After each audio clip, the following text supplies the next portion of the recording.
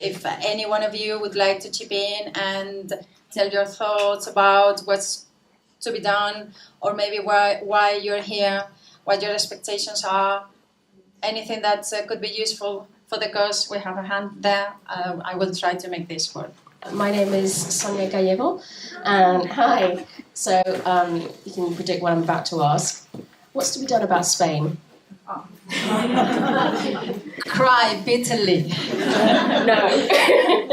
And then take a handkerchief, wipe your tears, and start working. I don't have an answer now for Spain, because this week, not only things are bad in Spain. I don't know whether you've seen there's this group of 28 countries that the Human Rights Council at the UN, they promoted a statement in order to promote the idea of self-ID for the whole world.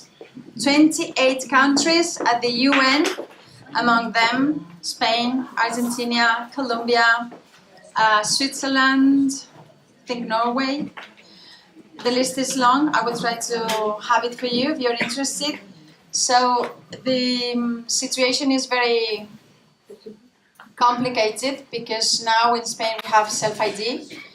So everything not only we have self-ID in the same law that passed, we also have very heavy fines, up to 150,000 euros for not complying with the provisions of the law, which also has a third arm in banning so-called conversion therapy, even for what they call sexual identity. So now Spanish feminists are in danger of being fined and having to ask for a loan or a mortgage in order to pay for the fines. We'll try to crowdfund. The government is completely has surrendered to woke policies. This week also a very prominent feminist, Amelia Valcárcel, I don't know whether you're familiar with her, she was removed from her position at the State Council because she has been very critical with the trans bill before passing. So after 16 years at the Council of State, she has been removed, and she's she's a national treasure. So thank you, Shonea, for your concern, but at this moment we still don't know how to work. We are still working with politicians, the ones that seem to be aware of the issue, and we have some, not exactly hope. The situation is very complicated because this year we have two elections, regional elections in a couple of months, and then national elections at the end of the year. So maybe if the right-wing party wins the elections, they will repeal the self-ID, but then, of course, conservatives are no friends of women's rights, and they are in this week also has been, every week I think, oh, this is a very busy week, and then next week is worse. So this week, the Conservative Party suggested that they wouldn't be against surrogacy as long as it is not commercial. So situation is very complicated because we are on our own. We have no one. There's a feminist party that wants to run for office. We'll see whether they are able, because in Spain the system is completely different to here in the UK. Independent people might run for certain how's that called? I forgot the English name for that, but it's individual people can run for a district, so to say, constituency. Thank you. In Spain, it's completely different. The parties have to present a list. The list is decided by them. Only those that were already present in the previous elections have the right to present a list, and then the new ones have to have some X number of supporters in order to be allowed to run. So it's very complicated for a new party, any new party, to start and to take off. So we'll see. We hope we can pick trans the population. I will finish with the Spanish situation because it's quite complicated, and I thought we're here also. I think it's good to talk about the global situation because this is happening everywhere. We don't need to focus on one particular country because everywhere I see friends from Argentina, Germany, Sweden, Norway. So this is happening everywhere. So let's not focus on Spain. Thank you, Sonia. We'll talk later. And now I will hand over the mic to the brave and fantastic Christina Ellingsen. Thank you. Hello, ladies. I'm so happy to be here. I've really looked forward to this conference, and it's so incredible that it's manifested like this. Look at all these women. This is awesome. So I'm here with the WDI Norway, the hardcore small batch team. We're ready to figure out what is to be done. I think your speech in the beginning is very interesting. Like, we're all in different situations, but we all have these very similar reoccurring things that are happening in similar ways. And to be able to be in a room with all of us where we can engage with each other and having some sort of similar reference, although our situations are very often very different. I just wanted to come and say hello, and thanks to everybody who's put up this, who's made this event happen. I also wanted to point out that if the number one room here is going to be, we're all here now. I was going to go and check out the other parallel rooms. So we had breakfast earlier, and we were looking through this program, and we were like, oh, it's just too good. There's too many good things happening at once.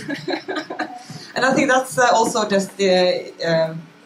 It speaks to like the resources available here. I'm going to add to the too good thing that I've just been around all the rooms thinking it's not going to be happening. Everybody's going to be there really depressed with no milk and no tea and stuff like that. But actually, it's amazing. So what's happened is in the loft room, Lynn Hahn is doing Challenging the Erasure of Young Lesbians, and there are some really quite young lesbians there, which is unbelievably brilliant.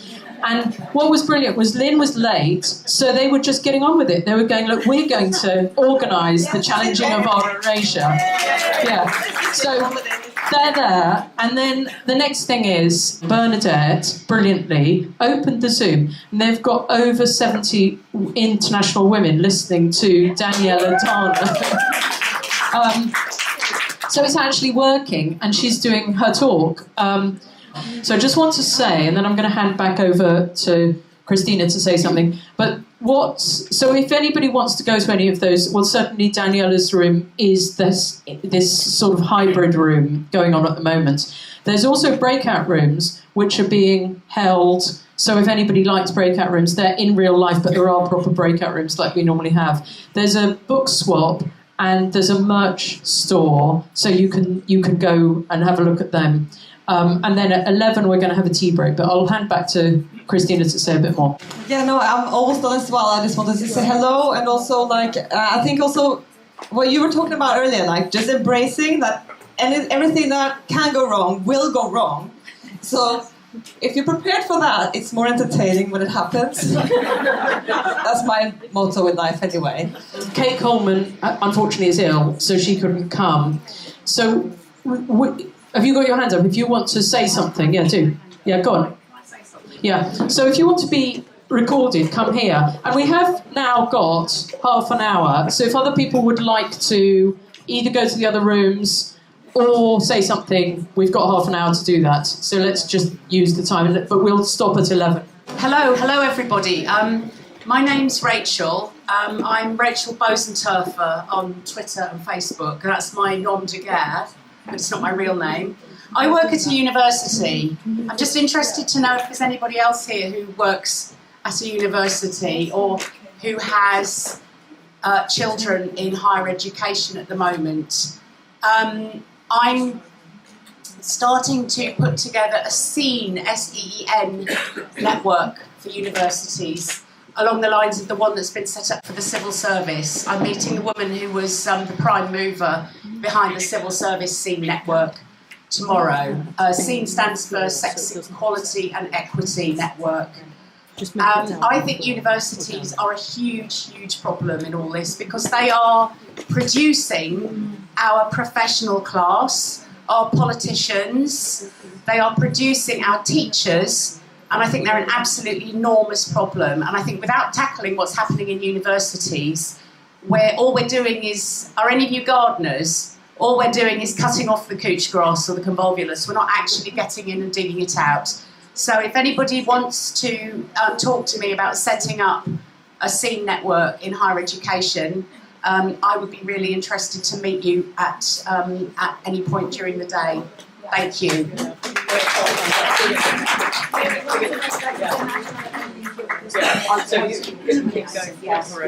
Everything that we say here.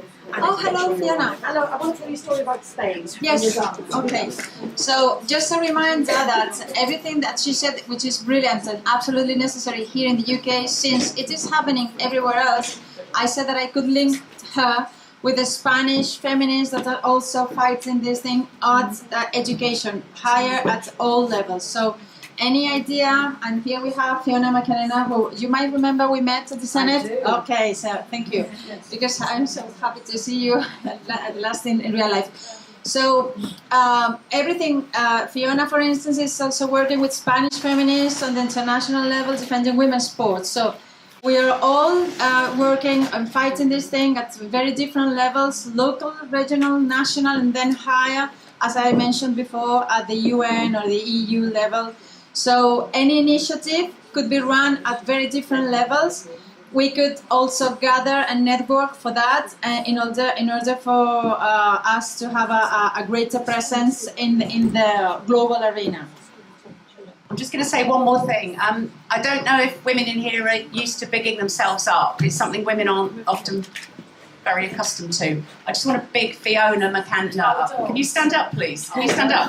Fiona is a prime mover in fair play for women. I don't know if any of you, well, I'm sure many of you have noticed all the incredible gains and wins we're having for women in sport at the moment. Fiona can take a good share of the credit for that. She's been absolutely incredible, working tirelessly behind the scenes for our women and girls in sport. Can we say thank you to Fiona?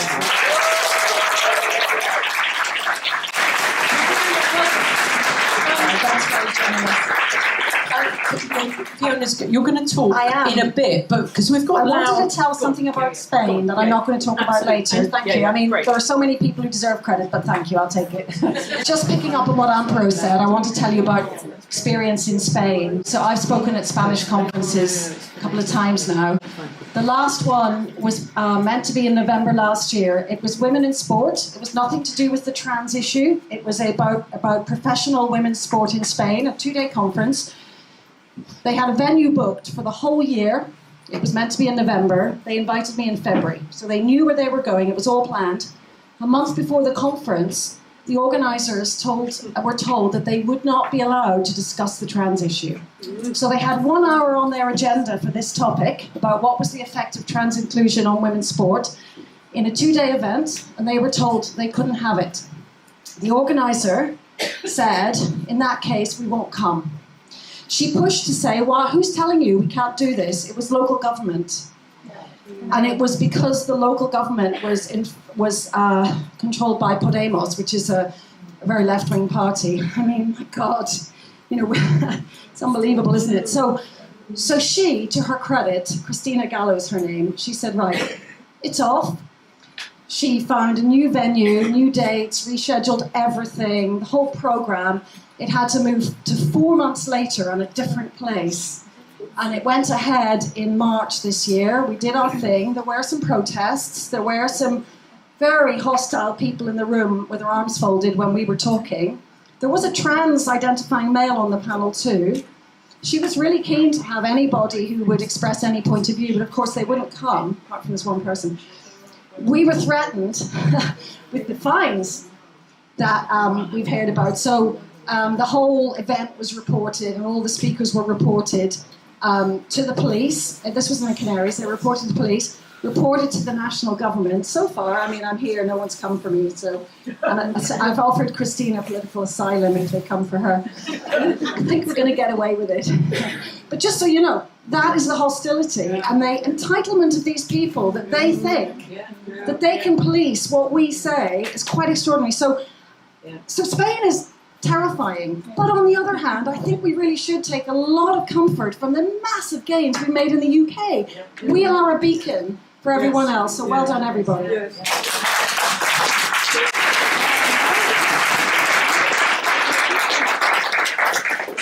And now Laura Favaro will tell us something. Thank you. This is completely improvised, and I'm speaking from a place of trauma and fear, so excuse me if I'm not as articulate as I like to be. I'm a sociologist. I was invited to come to the UK 3 years ago to conduct a piece of sociological research on the, let's call it the sex-gender dispute in academia. I have collected huge amounts of really important, unique data, 50 in-depth interviews with academics in gender studies across sides of the dispute, if we can call it like that. Under 700 survey responses by social scientists about the sex and gender, working conditions, censorship in academia. As a result, I have been ostracized, I have been bullied, I have been harassed, I have lost my job, they have taken all my data. It's been described as dangerous. They're frightened that it's going to be made public. They've pressured me to give back my grant to the British Academy because it gives me power and authority, and that's seen as problematic. That's just some of the things I've had to endure. I'm crowdfunding to take them to an employment tribunal. Today is my private launch. Tomorrow, my public launch following an interview with Hadley Freeman. Please help if you can.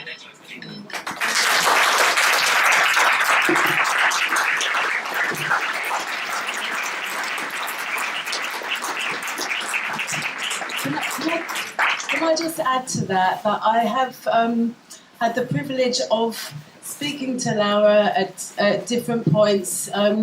So I've witnessed, a little fraction of the absolutely disgusting treatment that she's been on the receiving end of. And I think nowhere was Mary Daly more present than when she coined the term academia, because it is completely demented. And when they have a woman of the utmost intelligence and integrity, who is the biggest asset to that bunch of completely demented institutions, they do not recognise that at the moment, and instead they absolutely hound them and punish them. So I really, there are a lot of crowdfunders at the moment, but really, in terms of all of those, I can't see anyone that is more deserving of our, if we're in a position to contribute. I really want to completely throw my back behind this one, because I've seen what, the way they have behaved, and we can see that this absolutely brilliant academic and courageous warrior, is really fighting absolutely at the coalface. So well done, Laura. We're all totally behind you. And is it adelante? What do you say? Adelante!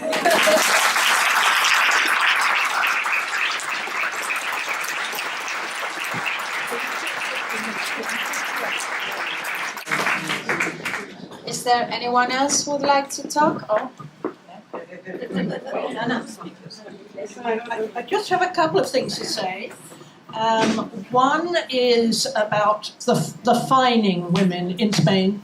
And I know some of you already know this, but it's important to say that the very significant feminist in Spain, Lydia Falcón, has pointed out that the fining of feminists is actually like what happened under Franco. I think this is so fascinating, because under Franco, there were economic penalties to shut up anybody who wanted to question the regime. Now, of course, this is being enforced by a left-wing government in Spain, but that's the seriousness of the political situation that we're in, okay? But the other thing I wanted to do was just say something about the word diversity, which I think has already been mentioned once here. I'm going to talk a great deal about language later on today, but I just might say something about diversity. I was on my university Equal Opportunities Committee. Equal opportunity, such a radical term now. We don't have anything like that. It's a little bit political. Suggests, there could be a problem. Anyway, the term diversity came in about 1999, 2000. I can remember an academic coming over from Adelaide to speak to us at the University of Melbourne, explaining she'd been doing some research on the concept of diversity, and she found that it was being used in the corporate world all over. And it was, something that they prided themselves on. Diversity meant that they could have tall people, short people, people with blue eyes, people with green eyes, right? Nothing to do with politics, nothing to do with disadvantage. It was simply diversity. So at that point, a politics that many of us have been working in, called equal opportunity, which was not all shit, was completely destroyed in favour of this neoliberal, let's have, 1,000 flowers blooming. So diversity is a very serious problem as a term, as is the language generally of so-called equal opportunities, and I'm going to suggest a different language. But I think if any of you are still in that situation of dealing with equal opportunities policies in any of your workplaces, but maybe we'll try and go back to equal opportunities first and then to something more radical. But we absolutely have to deal with the language out there and get rid of diversity. That's terribly important. That's all I need to say. And inclusion. Inclusion. It's always diversity and inclusion, which means exclusion. Absolutely crucial. So we need to work on this language because there's a lot of it out there, all this stuff.